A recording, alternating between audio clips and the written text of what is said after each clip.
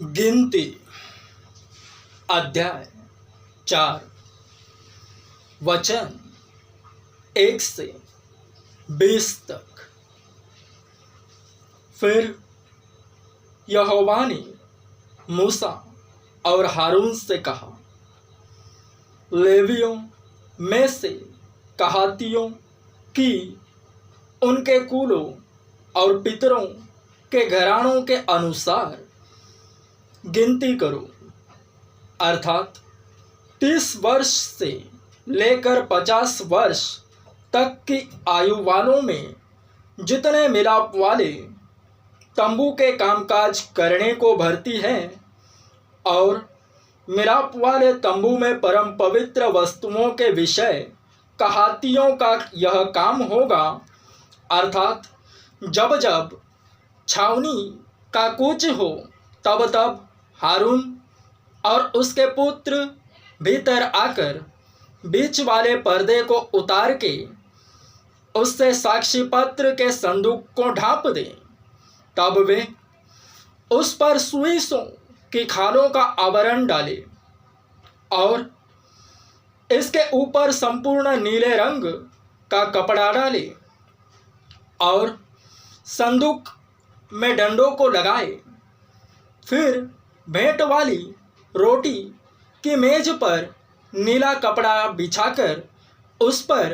परातों, धूपदानों, करछों और उंडेलने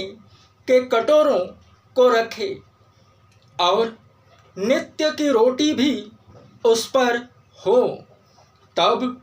वे उन पर लाल रंग का कपड़ा बिछाकर उसको सुइसों की खालों के आवरण से ढांपे और मेज के डंडों को लगा दे। फिर वे नीले रंग का कपड़ा लेकर दीपकों, गुलतराशों और गुलदानों समेत उजियाला देने वाले दीवट को और उसके सब तेल के पात्रों को जिनसे उसकी सेवा टहल होती है ढांपे। तब वे सारे सामान समेत दीवट को सुइसों की खालों के आवरण के भीतर रखकर डंडे पर धर दे। फिर वे सोने की वेदी पर एक नीला कपड़ा बिछाकर उसको सुइसों की खालों के आवरण से ढांपे और उसके डंडों को लगा दे। तब वे सेवा टहल के सारे सामान को लेकर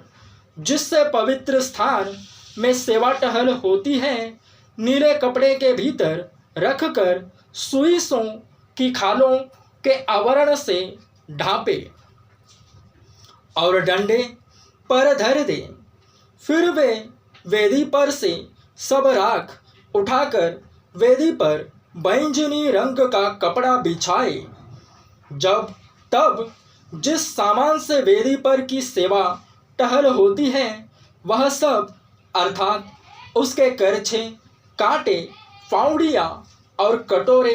आदि वेदी का सारा सामान उस पर रखे और